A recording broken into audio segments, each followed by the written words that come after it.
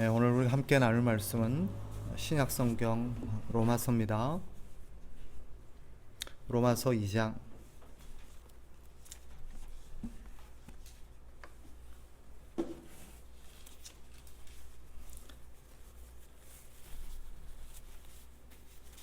신약성경 로마서 2장 4절과 5절 말씀.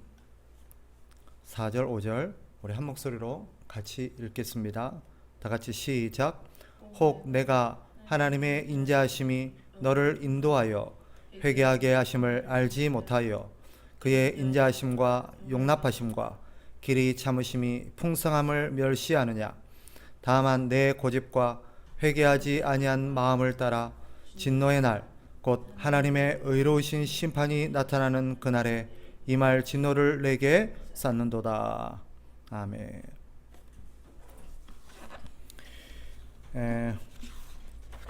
우리가 지난 시간에 이 본문을 살핀 적이 있습니다. 그럼에도 오늘 본문에 우리가 한 가지 더 살펴보고자 하는 내용이 있습니다. 바로 회개입니다. 이 회개라는 주제를 제가 꼭 다루고 넘어가야겠습니다. 왜냐? 너무도 중요한 주제이기 때문입니다. 회개는 우리 신앙과 구원에 있어서 아주 중요한 본질입니다. 그래서 이 회개에 대해서 우리가 반드시 바르게 이해해야 하고 또 이런 회개의 삶이 우리에게 있어야 합니다. 회개가 무엇입니까? 또 왜 회개를 해야 합니까? 무엇이 우리를 회개로 이끕니까? 그리고 만일 우리가 회개하지 않으면 어떻게 될까요? 오늘 본문을 통해서 우리가 다루고자 하는 주제들입니다. 신앙의 문제에 있어서 회개는 가장 기본적이고 본질적이고 중요하며 우선순위의 문제입니다. 왜냐? 회개가 없다면 구원이 가능한가? 불가능합니다. 회개 없이 구원이란 있을 수 없습니다. 회개 없이는 신앙생활도 불가능합니다. 회개 없이는 하나님께서 우리와 동행하시지도 않습니다. 하나님 없는 삶이, 하나님이 우리와 함께하지 않는 삶이 어찌 신앙생활이며 어찌 그의 인생에, 그의 생애에 구원이 있다고 우리가 말할 수 있겠습니까? 성경이 우리에게 가르치는 분명한 진리는 하나님은 죄를 미워하신다라는 사실입니다. 그러니 죄가 해결되지 않는 자를 하나님께서 가까이 하실 리 없습니다. 여러분, 신앙생활이 무엇입니까? 신앙생활이란 단순히 기독교라는 종교 활동이 아닙니다. 기독교에서 말하는 종교의식과 윤리적인 삶들을 삶에도 불구하고 신앙생활이 아닐 수 있습니다. 왜 그런가? 신앙생활이라는 하나님과 동행하는 생활을 의미하기 때문입니다. 다르게 표현하면 하나님과 바른 관계 속에서 살아가는 삶이요, 하나님을 위해서 살아가는 삶입니다. 이것이 신앙생활입니다. 하나님과 바른 관계는 뭐냐? 그것은 오직 하나님만을 사랑하고 하나님을 섬기는 관계, 이것이 하나님과 바른 관계입니다. 그래서 성경은 이것을 우리가 잘 이해하도록, 쉽게 이해하도록 여러 가지 비유를 들어서 설명하곤 하는데, 그 대표적인 비유가 하나님과 우리의 관계를 부부의 관계로 비유하는 것입니다. 생각해 보십시오. 바람을 피고 돌아온 남편이 있다고 가정해 봅시다. 그 남편이 자신의 외도에 대한 그런 잘못된 행실에 대해서 뉘우침도 없고 그런 삶을 청산하려는 의지도 없고 그런 삶이 이어지고 있는데 바른 결혼 생활이 가능하겠습니까? 그릇된 행동에 대한 뉘우침과 그 생활에 대한 정리가 전제되지 않는다면 결혼 생활이란 불가능합니다. 회개란 이런 겁니다. 그릇된 자신의 삶과 행동에 대해서 깊은 뉘우침이 있어야 하고, 그런 삶이 청산되어지는 의지적 행동이 전제되는 것, 이것이 회개입니다. 그래야 다음 단계의 삶이 가능합니다. 신앙생활은 바로 하나님과의 결혼생활이라고 할 수 있죠. 그래서 언제나 회개가 우선되어야 합니다. 회개 없이는 하나님과의 결혼생활, 즉 신앙생활이 가능하지가 않습니다. 회개 없는 신앙이란 있을 수가 없죠. 그래서 하나님께서 성령을 보내시고 은혜를 베푸시는 것도 바로 우리가 회개하도록 우리를 이끄시기 위함입니다. 그래야 우리에게 신앙생활이 가능해지고 우리의 삶의 구원이 일어날 수 있습니다.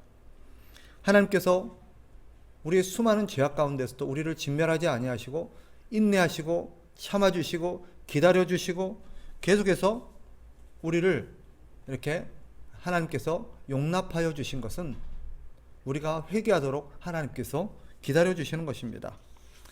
그게 4절에서 말하고 있는 거예요. 4절을 한번 보세요. 혹 내가 하나님의 인자하심이 너를 인도하여 회개하게 하심을 알지 못하여 그의 인자하심과 용납하심과 길이 참으심이 풍성함을 멸시하느냐. 바꿔 말하면 이런 뜻이죠.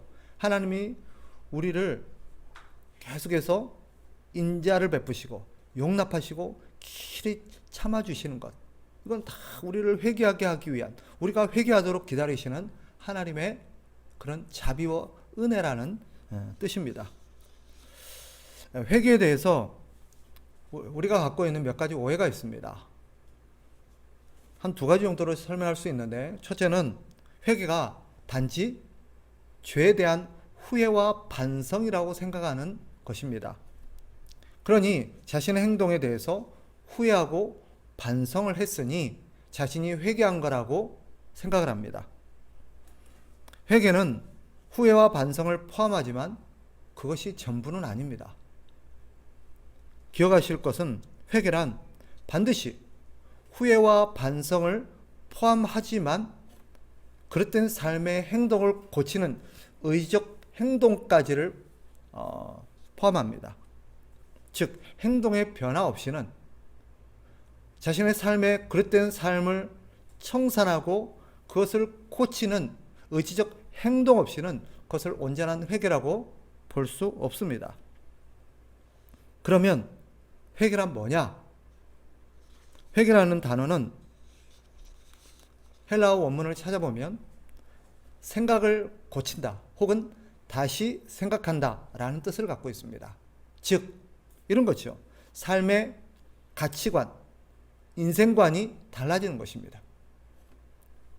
지금까지 봤던 시각이 아니라 전혀 다른 시각으로 세상과 어떤 사건을 바라보는 것, 이렇게 우리의 생각과 가치관이 달라지는 것이 바로 회개입니다.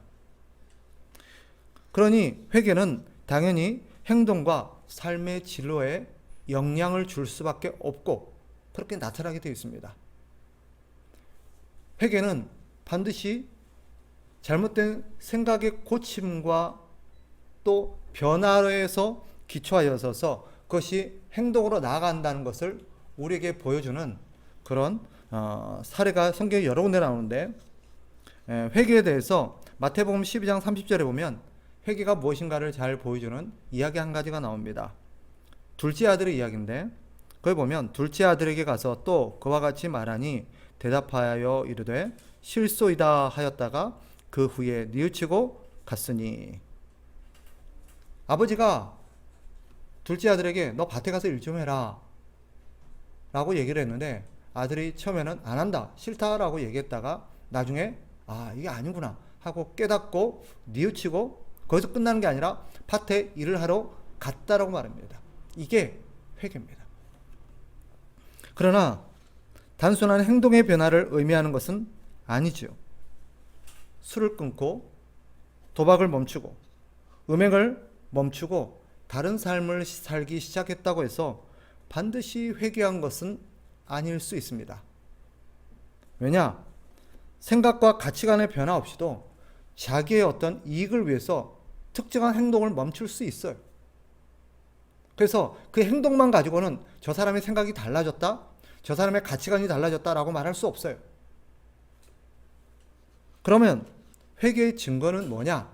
바른 회개는 우리에게 어떻게 나타나야 하는가? 이겁니다. 회개는 언제나 하나님에 대한 태도의 변화에서부터 시작됩니다. 즉, 하나님에 대한 태도의 변화가 없다면 그것은 회개라고 볼 수 없습니다. 하나님에 대해서 다시 생각하는 거죠. 이런 것입니다. 전혀 하나님을 믿지도 않고 하나님에 대해서 신뢰하지도 않고 하나님을 의지하지도 않던 사람이 하나님을 신뢰하게 되고 하나님을 사랑하게 되고 하나님을 경외하게 되는 것, 이것이 회개입니다. 즉 언제나입니다. 언제나 회개는 하나님에 대한 생각의 변화부터가 전제가 됩니다. 다시 말씀드리면 하나님의 존재를 인정할 뿐만 아니라 하나님을 신뢰하게 되고 하나님을 사랑하고 하나님을 경외하게 되는 것, 이것이 회개의 출발입니다. 지금까지는 자기를 세상의 중심에 두었다면 회개한 이후로는 하나님을 자기 인생과 세상의 중심에 두게 됩니다. 당연히 회개한 사람은 이제는 자신을 위해서 사는 게 아니라 하나님을 위해서 살겠죠. 하나님을 기쁘시게 하고 하나님을 영화롭게 하는 것이 자신의 인생의 목표가 되는 것입니다. 이게 회개예요. 이런 행동의 변화는 사실은 이런 생각의 변화에서 비롯된 결과입니다. 그러니 특정한 행동 몇 개를 바꿨다고 저 사람이 회개했나? 아닐 수 있습니다. 우리가 그 사람이 회개했는지 여부를 알기 위한 가장 기본적이고 본질적인 점검의 기준은 하나님에 대해서 어떤 생각과 태도를 갖고 있는가 하는 것입니다. 저 사람이 하나님을 신뢰하고 하나님을 사랑하고 하나님을 경외하고 있구나. 그런 동기에서 이런저런 행동이 달라지고 이런저런 생각이 달라지고 인생의 가치와 목적이 달라지는 걸 보니까 저 사람은 회개한 거구나. 이것이 정답입니다. 따라서 하나님에 대한 이해가 달라지지 않고는 회개했다고 볼 수 없습니다. 또 하나님에 대한 이런 생각의 변화, 태도의 변화는 자기에게도 영향을 끼칩니다. 당연히 자신의 생각에 대해서도 달라지죠. 자신에 대한 생각. 예를 들면 과거에는 내가 참 괜찮은 사람이다. 그리고 다른 사람보다 내가 좀 낫다 하고 자기를 추켜 세우는 것이 기본적인 자기에 대한 이해였습니다. 다른 사람은 자기에 비해서 흠도 많고 자기보다 좀 못하고 내가 그래도 저런 사람보다는, 내가 다른 사람보다는 그래도 도덕적으로 윤리적으로 좀 낫다 라고 생각을 했던 사람이 회개하게 되면 하나님의 관점에서 자기를 보기 시작합니다. 자기의 관점에서 다른 사람과 비교하면서 자기를 보는 게 아니라 하나님의 관점에서 하나님의 절대적이고 거룩한 시각에서 나를 보니까 내가 너무 형편없는 거야. 옛날엔 내가 괜찮은 사람이라고 생각했는데, 내가 그래도 다른 사람은 좀 낫다고 생각했는데 하나님의 관점에서 나를 보니까 내 삶의 죄악과 부패가 얼룩져 있고 내 스스로가 내 자신을 보니까 너무 비참하고 초라하고 형편없다는 것을 깨닫게 됩니다. 그리고 내가 생각했던 것보다 내가 훨씬 그런 형편없는 사람이라는 것을 발견하게 되는 거죠. 이런 회개에 대한 가장 어떤 실적인 어떤 예를 보여주는 사건이 탕자의 이야기입니다. 탕자가 우리가 아는 것처럼 누가복음 15장에 보면 아버지에게 재산을 요구하죠. 어차피 나에게 줄 재산 미리 좀 주세요. 그리고 그 재산을 받아가지고 먼 나라로 떠나서 자기의 삶을 꾸려나가려고 합니다. 여기에 전제적인 동기는 뭐예요? 이 안에 담겨있는 동기는 이 아들은 충분히 자기 힘으로 자기 인생을 갖고 나가고 자기 인생을 성공적으로 살아갈 수 있다라고 자기를 신뢰하는 거예요. 아버지 도움 없어도 얼마든 내 힘으로 내 인생을 살아갈 수 있고 나는 잘 살 수 있다. 성공할 수 있다. 나는 그럴 능력이 있다. 이게 사실은 탕자의 생각이었습니다. 그런데 아버지를 떠나서 먼 나라로 가서 스스로의 삶을 살아봤더니 어떻게 됐어요? 타락과 부패로 얼룩졌고 결국 모든 가산을 다 탕진하고 거지가 되죠. 그런데 그런 삶을 바꿔나갈 만한 능력이 없고 결국 하다못해 돼지를 치는 그런 일들을 하고 먹을 게 없어서 돼지 지엽 열매를 먹어야 하는 자신의 모습을 보면서 너무 실망합니다. 내가 이 정도밖에 안 되구나. 내가 이토록 형편없는 존재였구나. 그리고 그동안 모든 것들이 하나님의 은혜였다는 것을, 아버지의 은혜였다는 것을 비로소 깨닫게 됩니다. 이게 회개예요. 그래서요, 어떤 사람이 회개했는가 하는 여부를 측정할 수 있는 가장 중요한 그거는 하나님에 대한 이해가 달라졌느냐? 두 번째, 자신을 바라보는 자신에 대한 이해가 하나님 중심으로 달라졌느냐는 거예요. 많은 사람들이 회개하고 예수를 믿었다고 하는데 보면 자기에 대한 이해가 하나도 안 달라진 사람들이 너무 많아요. 이런 사람들은 과연 진실로 회개한 사람인가 하나님 앞에서 진지하게 성찰해 봐야 합니다. 한 가지 더, 세 번째로 회개한 사람에게는 하나님에 대한 이해가 달라지고 자신에 대한 이해가 달라질 뿐만 아니라 아까 말씀드렸죠? 세상을 바라보는 모든 가치 기준과 관점이 다 달라집니다. 그러니까 인생의 목표도 달라지고 삶의 방식도 달라지게 되어 있습니다.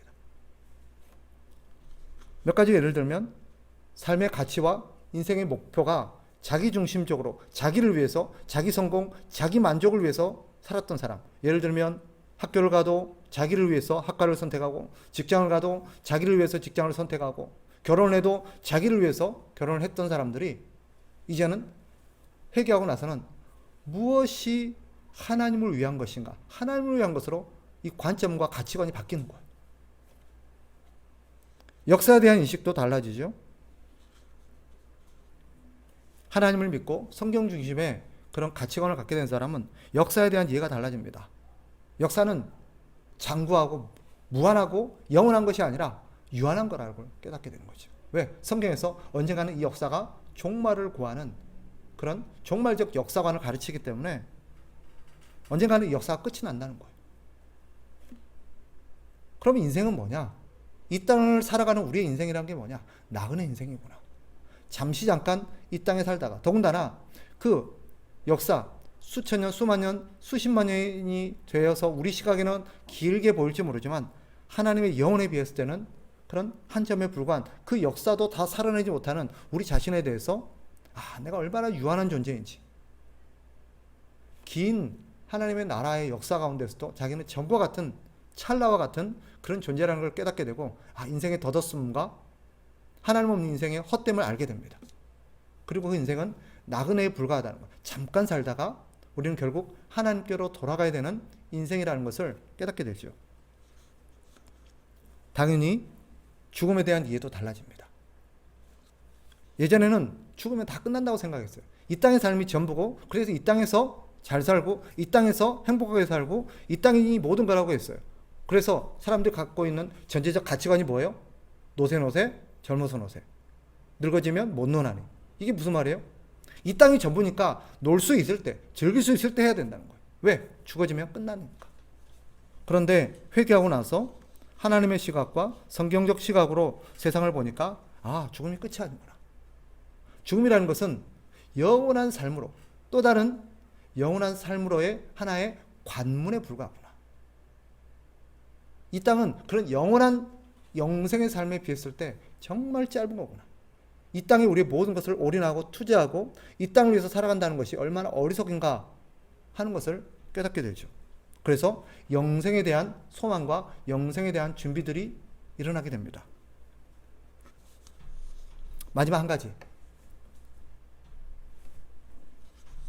이런 회개는요, 하나님에 대한 이해가 달라지고, 나에 대한 이해가 달라지고, 삶의 가치관과 인생관이 달라진다고 그랬죠.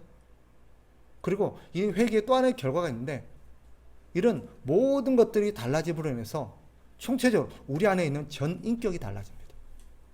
전인격이. 그래서 회개란 전인격의 변화예요.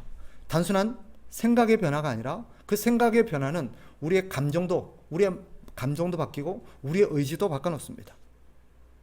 그래서 이것을 쉬운 예로 우리 모두가 달라지는 건데, 건물로 비유하자면 단순히 회개란 리모델링이 아니에요. 특정한 부분을 고치고 특정한 부분을 수리하고 특정한 부분을 꾸민다고 회개한 것이 아닙니다. 회개란 뭐냐? 건물을 헐고 전혀 새로운 건물을 짓게 되는 거예요. 이게 회개입니다. 그래서 고린도후서 5장 17절에 보면 우리가 잘 아는 말씀이죠. 회개의 의미가 무엇인가를 잘 설명해 줍니다. 그런즉 누구든지 그리스도 안에 있으면 새로운 피조물이라. 이전 것은 지나갔으니 보라 새 것이 되었도다. 회개란 그런 거예요.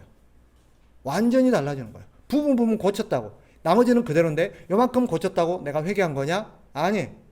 회개란 뭐다? 내 전인격, 머리끝부터 발끝까지 내 모든 의지와 감정과 우리의 생각까지 완전히 달라지는 전인격적인 변화가 회개입니다. 이것이 회개입니다. 회개는 반드시 필요한 거죠.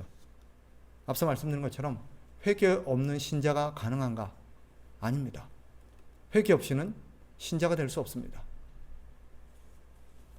그렇다면 무엇이 우리를 회개로 이끌까요?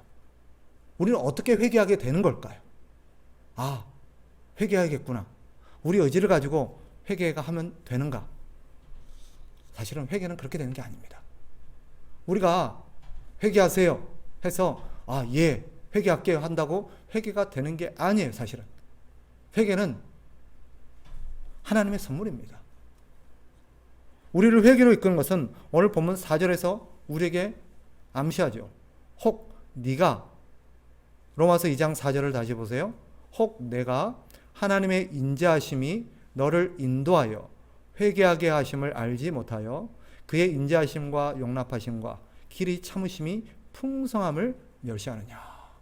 한마디로 말하면 우리를 회개로 이끄는 것은 하나님의 선물인데, 즉 하나님께서 우리에게 베풀어 주시는 건데, 하나님께서 우리에게 주는 그 선물을 오늘 본문에서는 어떤 단어로, 로마서 2장 4절에 보니까 인자하심이라는 단어로 표현하고 있습니다. 즉 다른 말로 하면 하나님의 자비죠. 그죠? 하나님의 자비가 우리를 회개로 이끄는 것입니다. 그러면 하나님의 자비란 뭐냐? 여기서는 하나님의 자비라는 단어로 전체를 아우러 놨는데, 하나님의 자비에는 이런 것들을 포함합니다. 예를 들면 오래 참으심, 그 다음에 기다려주심. 그런데 하나님께서 그냥 막연하게 오래 참고 기다려주시는 게 아니라 그 가운데 하나님께서 끊임없이 우리를 설득하세요.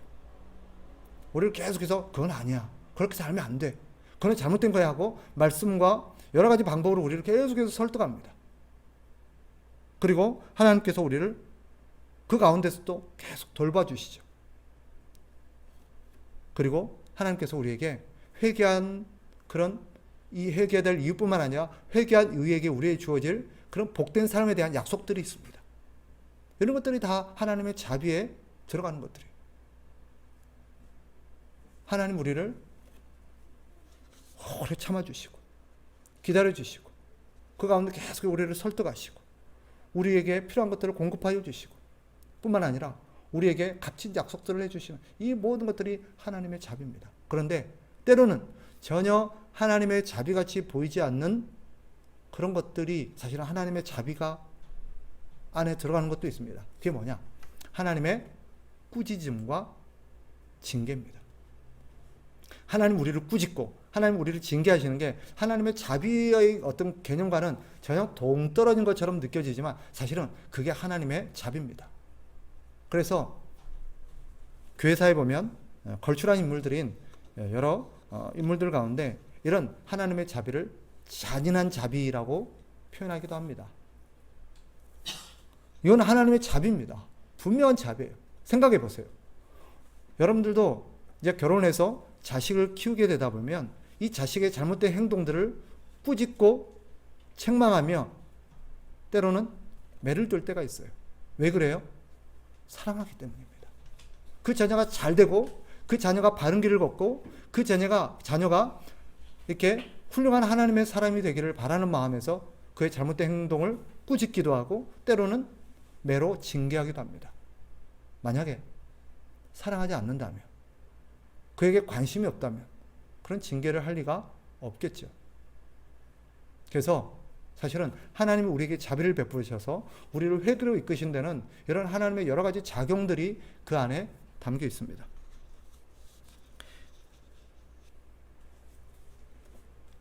만약에 우리가 회개하지 않는다면 어떻게 될까요? 이런 하나님의 자비에도 불구하고 우리가 회개하지 않는다면 어떻게 될까? 5절에서 이렇게 말하죠. 로마서 2장 5절. 다만 내 고집과 회개하지 아니한 마음을 따라 진노의 날 곧 하나님의 의로우신 심판이 나타나는 그날에 임할 진노를 내게 쌓는도다. 즉 우리가 회개하지 않으면 하나님의 무서운 진노를 쌓고 있는 것이다 라고 말합니다. 이게 무슨 말이에요? 하나님은 우리를 기다려주고 계속해서 참아주시고 하나님께서 우리를 징계하시고 심판하시고 우리에게 재앙을 내리셔서 합당한데 하나님께서 우리가 회개하도록 계속 기다려주셨는데 회개하지 않으면 하나님의 무서운 진노가 쌓인다는 거예요. 왜냐? 우리가 회개하지 않는다는 것은 그런 하나님의 자비를 멸시한 것이기 때문입니다. 기회를 주신 하나님의 마음을 무시한 것이고 하나님의 사랑을 외면한 것입니다. 그걸 하찮게 여긴 거예요. 뿐만 아니라 하나님께서 우리에게 말씀하신 모든 내용들을 다 무시한 거죠. 그러니 우리는 하나님의 모든 인격과 그분의 사랑과 그분의 권위와 이 모든 것을 다 무시하고 멸시한 결과이기 때문에 하나님의 무서운 진노를 우리가 받게 될 것이다라는 뜻입니다. 결국 그렇게 되면 어떻게 되느냐? 때가 되면 하나님은 그 자비를 걷어들이십니다. 이게 무서운 거예요. 이게 무서운 거예요. 때가 되면 하나님은 그 자비를 걷어들이세요. 그리고 성경에 기록된 모든 재앙을 다 그에게 쏟으실 겁니다. 지금 여러분들 성경 통독하고 있잖아요. 신명기를 꼭 읽어보시다 보면 신명기 28장을 나중에 다시 한번 꼭 읽어보세요. 거기에 보면 하나님의 축복도 기록되어 있지만 거기 보면 15절 이하부터 하나님의 무서운 진노가 기록되어 있습니다. 거기 진노는요 상상하기도 무서운 그런 진노들이 쏟아질 거라고 말합니다. 그런데 그 모든 재앙이 다 쏟아질 거라고 말해요. 모세는 신명기 28장에서 이런 무서운 하나님의 진노, 하나님의 자비를 멸시하고 하나님의 말씀을 무시한 자들에게 하나님의 무서운 진노가 쏟아질 거라는 것을 뒤에 가서 다시 한번 밝히는데 성경 신명기 29장 20절 21절의 내용입니다. 그는 여기서 이렇게 밝히죠. 제가 읽어드릴게요. 신명기 29장 20절 21절. 여호와는 이런 자를 사하지 않으실 뿐 아니라 그 위에 여호와의 분노와 질투의 불을 부으시며 또 이 책에 기록된 모든 저주를 그에게 더하실 것이라. 여호와께서 그의 이름을 천하에서 지워버리시되 여호와께서 곧 이스라엘 모든 지파 중에서 그를 구별하시고 이 율법책에 기록된 모든 언약의 저주대로 그에게 화를 더하시리라. 여러분이 성경을 읽으시다가 거기에 기록된 무서운 심판과 진노의 내용이 나온다면 그것이 회개하지 않는 자, 하나님의 은혜를 자비를 멸시하는 자에게 임할 하나님의 심판이라고 생각하시면 틀림없습니다. 회개는 이토록 중요한 것입니다. 그러니 우리는 반드시 회개해야 합니다. 회개하지 않으면 하나님과의 어떤 동행, 하나님과 함께하는 삶, 그로 말미암아 주어지는 구원의 선물은 말할 것도 없거든요. 우리는 하나님의 무서운 진노 아래에 놓이게 됩니다.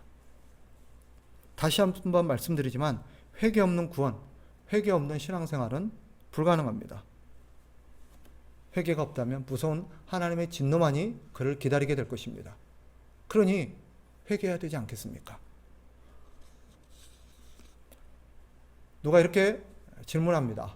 그럼 회개는 한 번만 하면 되느냐? 예수 믿을 때 처음 한 번만 회개하면 되느냐? 실제로 이렇게 가르치는 데들도 있습니다. 이미 우리는 회개함으로 예수 그리스도께서 우리의 모든 죄짐을 짊어지시고 우리를 다 죄를 용서했는데 우리가 또다시 회개할 게 뭐 있느냐? 하나님 우리를 용서하실 때 우리의 과거의 죄는 말할 것도 없고 현재와 미래 죄까지 다 우리를 용서하셨는데 우리의 죄가 남아있느냐? 우리는 더 이상 받아야 될 형벌이 없다는 거예요. 그렇습니까? 예, 맞습니다. 우리는 회개함으로 예수 그리스도를 영접하는 순간 우리의 과거, 현재, 미래 죄까지 다 우리는 용서를 받습니다.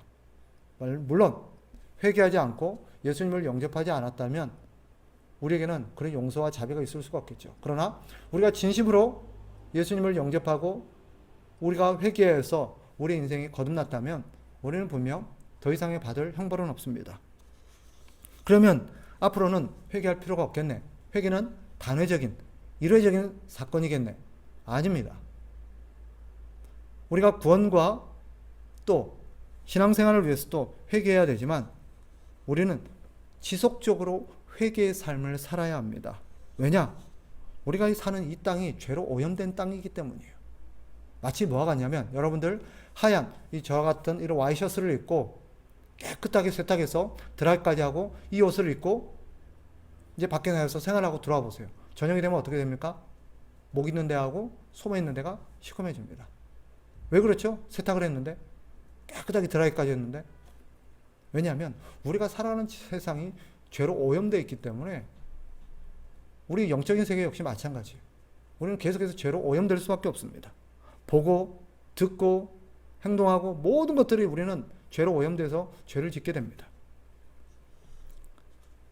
따라서 우리는 회개가 필요합니다. 그러나 이때 회개의 목적은 심판에 대한 구원을 위해서가 아닙니다. 하나님과의 그런 바르고 원만한 관계를 위해서입니다. 우리가 살아가다 보면 죄를 지어서 잘못할 때가 있죠. 부부들도 다툴 때가 있지 않습니까? 그러나 다투고 나서 뭘 해야 됩니까? 반드시 화해를 해야죠. 그래야 원만한 부부생활이 이루어지지 않습니까? 신앙생활도 비슷해요. 하나님과 우리가 부부가 되고 가정을 이루어서 함께 살게 되었다 할지라도 우리는 그 가운데 죄를 범할 수 있습니다. 왜? 우리는 아직까지 완전한 존재가 아니기 때문에. 그때 우리는 왜 회개하고 왜 화해를 해야 합니까? 우리 주님과 원만한 신앙생활, 원만한 관계를 동행하는 삶을 살아가기 위해서입니다. 우리가 회개하지 않는다고 지옥 간다든지 하나님의 심판을 받은 것은 아니에요. 하지만 하나님과 이게 화해 있는, 하나님과 원만한, 하나님과 친밀한, 하나님과 다정한 그런 신앙생활이라는 건 불가능합니다. 여러분도 싸워보셨죠? 부모님과 싸우고 형제와 싸우고 부부간에 싸워봤잖아요. 그럼 어떤가요? 삶이 편안합니까? 아니에요. 그 문제가 해결되기까지는 마음이 끊임없이 불편해요. 우리 신앙생활도 마찬가지예요. 우리가 죄를 짓고 회개하지 않으면 계속해서 우리의 마음은 불편하게 살아가요. 그래서 회개가 필요한 것입니다.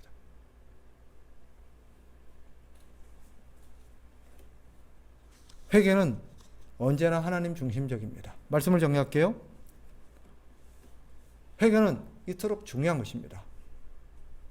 회개는 언제나 하나님에 대한 우리의 생각과 태도가 달라지는 것입니다. 그래서 하나님 중심적으로 우리를 바라보면서 우리의 잘못된 행동과 우리의 생각과 우리의 태도까지 단순히 행동뿐만 아니라 우리 주님이 요구하시는 회개의 어떤 밀도, 회개의 어떤 깊이는 무엇입니까? 우리의 마음의 생각까지도 하나님께서는 회개를 요구하세요. 우리가 어떤 행동으로 직접 표출하지 않았다 할지라도 우리가 갖고 있는 생각이 잘못되어졌고 우리의 마음의 어떤 태도들이 빗나가 있고 잘못되어 있다면 하나님은 그것까지도, 우리 예수님은 그것까지도 우리가 회개할 것을 요구하십니다. 그 기준은 언제나 하나님이십니다. 아, 하나님이 기뻐하지 않구나. 하나님이 이것을 원하시지 아니하구나. 하나님이 그걸 잘못했다고 말씀하시는구나. 비록 내 행동을 옮기진 않았다 할지라도 내 머릿속에 하나님이 기뻐하시지 않고 하나님이 잘못됐다고 말씀하시는 그런 행동에 대한 생각들을 갖고 있었다면 그 행동을 고치는 것. 이것이 회개의 삶이죠. 우리가 왜 회개해야 합니까? 하나님과 바른 관계를 유지하기 위해서. 아마 이 설교를 듣는 여기 있는 대부분의 사람들은 어떤 구원과 심판으로부터는 다 해결된 그런 회개한 사람일 거라고 저는 생각합니다. 그런 이유에도 우리에게는 지속적인 회개가 필요한데 그 회개의 목적은 하나님과 친밀하고 바른 관계의 삶을 위해서입니다. 우리 행동은 하나님과 우리의 관계에 자꾸 이렇게 뭔가 장애물이 돼요. 그래서 하나님과 원만한 생활이 어려워집니다. 주님과 다시 친밀하고 주님과 다시 원만한 신앙생활을 기대하시고 또 그 가운데서 마음의 평강과 기쁨의 신앙생활을 하기를 원하신다면 반드시 그 전제는 회개부터 출발합니다. 그래서 회개하지 않으면 마음의 평강도 없고 기쁨도 없고 감사도 없어요. 왜 내 삶에 요즘 이렇게 마음이 평안하지가 않지? 왜 내가 기쁨이 없지? 왜 내가 감사가 이렇게 없지? 우리에게 회개하지 않는 죄가 있기 때문입니다. 이 모든 기쁨의 신앙생활은 회개로부터 출발한다는 것을 기억하시고 다시 한번 우리가 하나님 앞에 회개의 삶을 살아가면서 하나님과 원만하고 바른 관계를 유지하는 저와 여러분의 생활이 되시기를 주의 이름으로 축복합니다. 기도하겠습니다. 하나님 아버지, 그렇습니다. 회개가 이토록 중요하고 우리 주님도 우리에게 회개하기를 여러 번 가르치셨지만 우리는 회개하기를 주저하고 또 회개를 가볍게 여기며 심지어는 회개의 가르침을 무시할 때도 있습니다. 또 한 번 회개했으니 되었다고 생각하는 사람도 있습니다. 하나님 아버지요, 이 땅을 살아가는 동안 우리가 주님 앞에 서는 그날까지 우리는 지속적으로 죄에 노출되어서 죄의 오염 속에서 그릇된 행동과 그릇된 생각과 그릇된 삶들을 살아갈 자들입니다. 그러니 우리는 매일 매 순간마다 회개하게 하시고 항상 하나님의 말씀과 하나님 중심의 삶의 태도를 가지고 하나님의 관점에서 우리를 살피고 성찰하는 삶을 살게 하시고 우리가 하나님의 그런 가르침을 쫓아 거룩하고 순결한 삶을 살게 하심으로써 하나님과 바른 관계, 원만한 관계를 누릴 수 있도록 도와주시고 그로 인해서 마음의 평강과 기쁨과 감사가 넘치는 그런 신앙생활을 이어갈 수 있도록 도와주시옵소서. 예수 그리스도 이름으로 기도하옵나이다. 아멘.